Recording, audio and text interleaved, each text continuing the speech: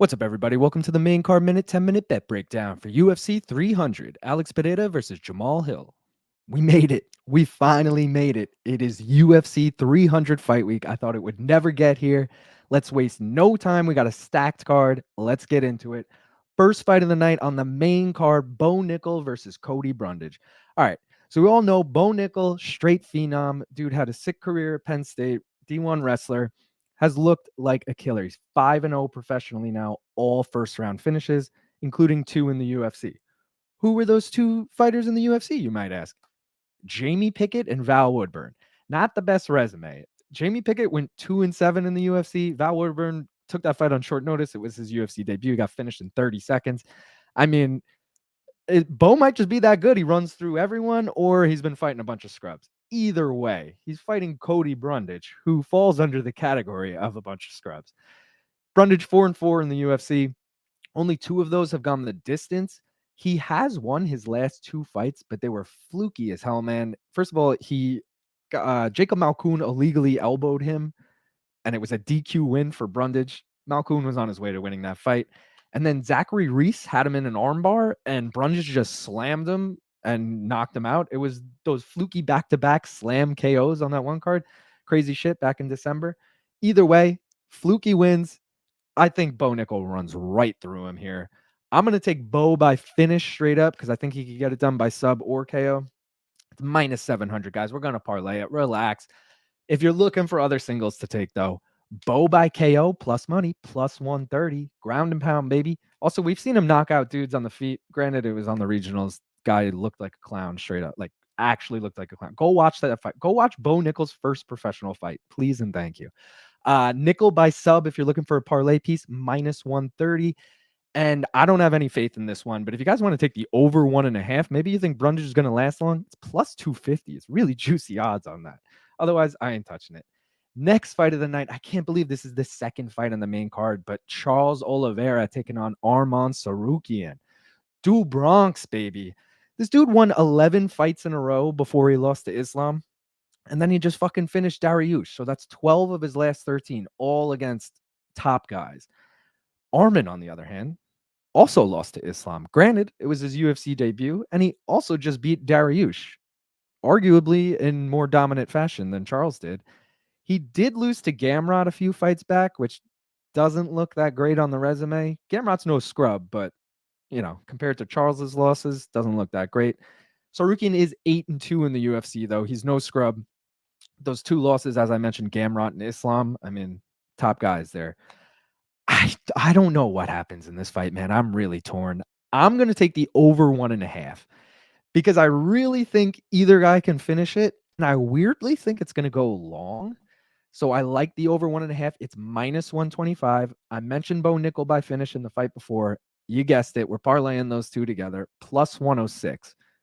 Feel really good about that. If you guys are looking for anything else to take, do Bronx at plus 190. I'm not saying he's going to win this fight. In fact, I'm favoring Arman, but you're going to give me Charles Oliveira at plus 190 in a fight that he could totally win?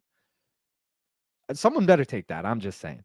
If you think like I think that it's going to go long, but maybe even a little longer, over 2.5 plus 165, really solid value there. But again, we've seen both of these guys finish before, so I don't really know if you want to choose that. Arman has been KO'd, and Charles has obviously been KO'd and subbed a bunch of times. If you're looking for anything else, Tsarukyan by KO. Maybe you think he's going to finish Charles, which is totally possible. I just mentioned, been KO'd 4 times. Plus 195 for that. All right. The people's main event. I'm the most excited for this fight of any other fight. Justin Gaethje versus Max Holloway, dude. You really can't get much better than this. Justin Gaethje, 20 of his 25 professional wins have come by KO. He's only 8-4 in the UFC. I say only like it's a bad thing. He's 8-4 in the UFC, but all those losses to former or future champions. Eddie Alvarez, former champ. Dustin Poirier went on to become an interim champ. Still counts. Khabib, champ. Charles Oliveira, champ. Okay. Max Holloway. Ooh, since 2013, you have to go all the way back 11 years. Max has only lost to champions as well.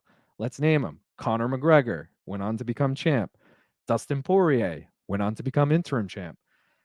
Alexander Volkanovski, 3 times. I mean, Max is only fighting the best of the best, dude, and he looks sick every time he's doing it, even in those losses to Volk, even in that loss to Dustin.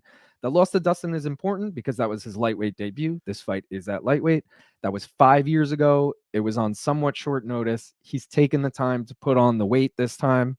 I think we see a totally different Max. I'm not saying he's going to win, but I think he's going to look better than he did in the Dustin fight. Also, 8 of Max's last 9 fights have gone to a decision, which I think is important here when you're weighing, does Gaethje KO him or does this go long? Max has a chin, dude. The one that didn't go the distance was him doing the finishing when he knocked out Korean Zombie. So I'm going to take the over 1.5. It's minus 450. It's probably going to go longer than 1.5, but in a Justin Gaethje fight, I cannot trust anything more than that. I'm going to parlay it. Come on. I'm not taking it 450. Get the fuck out of here. But yo, if you guys are looking for other singles to take, I mentioned Justin Gaethje, 20 of his 25 wins coming by KO. Gaethje KO plus 160. Okay. I mentioned 8 of Max's last 9 have gone the distance. Fight goes the distance plus 110. And dude, Holloway's a live dog in this fight. I don't care what anyone says. Plus 145 from Max. Someone better hop on that. Co-main event, we got Weili Zhang taking on Yan Xiaonan. All right, Weili also looks like a killer. Her only 2 losses in the UFC came at the hands of Rose Namajunas. The second one, little questionable. Some people had it scored for Weili, so take that however you want. She is 8-2 in the UFC. Half of them have gone the distance. Half of them have ended in finish. So she's a little 50-50 with that. Yan, on the other hand, also 8-2 in the UFC. Lost to Carla, which is important. She lost to Carla by crucifix, ground and pound on Carla's end. And then Weili fought Carla, and she had Carla in the crucifix, transitioned to a rear naked, whatever. Either way, Weili literally used the exact thing that Carla used to finish Yan on Carla. So you don't think she's going to be able to do the same shit with Yan? The way lesser of a grappler? I mean, I think fucking Weili runs right through her here. I like Weili to win and the over 2.5. Yan does love to go the distance. 8 of her 10 UFC fights have gone the distance. So maybe she's got somewhat of a chin. I mentioned Carla finished her in the second round, but maybe Zhang keeps it going a little long. It's her Chinese sister, maybe they're friendly. Maybe it's a little friendly sparring match. I don't know. But Zhang and over 2.5 in a same game parlay, that's plus 100. I really love that. That's my only single for the night. If you want to call it a single, same game parlay, I'm counting it as a single. If you guys are looking for anything else to take on this fight to go the distance, plus 125. I just mentioned 8 of Jan's 10 have gone the distance. Zhang by finish, which I think is probably the most likely outcome, is still plus 100. And over 3.5, if maybe you don't think it's going to go the distance, but you want to get a nice little parlay piece, that's minus 150. All right, main event on a stacked card. I mean, whoever was putting the main event here, people were going to be like, they don't deserve the main event. But this is a great fucking main event. Alex Pereira taking on Jamahal Hill.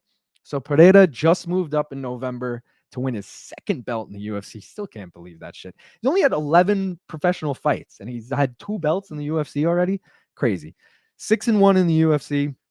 Only went the distance twice, but 5 of his 7 fights have hit the over 1.5. That's important.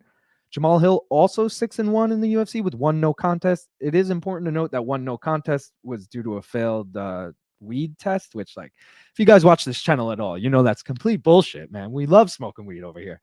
But so he should be 7-1 in the UFC. That was a KO win for him that they then turned into a no contest. So you got to take that into consideration. He has won 4 in a row, including winning the belt in his last fight against Glover Teixeira. What happened, you might ask? Jamahal Hill's like, yo, I'm going to play a pickup game of basketball with DC. Ruptures his Achilles. Sick fucking idea that was. Being the gentleman that he is, he vacated the belt. Got to give him respect for that, which gave Poatan the chance to fight Yuri for it and win it. So this is kind of like champ, interim champ, even though neither of them was interim. But, the 2 former champs never lost fighting each other. It's kind of a cool scenario. I don't know how this one ends. I think Jamahal Hill's the more well-rounded fighter, but I think Pereira can put him out at any moment. I am taking the over 1.5. It's minus 155. We're parlaying it with the Gaethje Holloway over 1.5. And that brings us to plus 101. Really like that. If you guys are looking for anything else to take in this fight, if you just go another round over 2.5, it's plus 117. Pereira by KO, which I think is most likely, plus 125. And if you do think Jamahal Hill's the more well-rounded fighter, he's plus 110. That does it, guys. Thanks for watching, and I'll see you Saturday for the fights.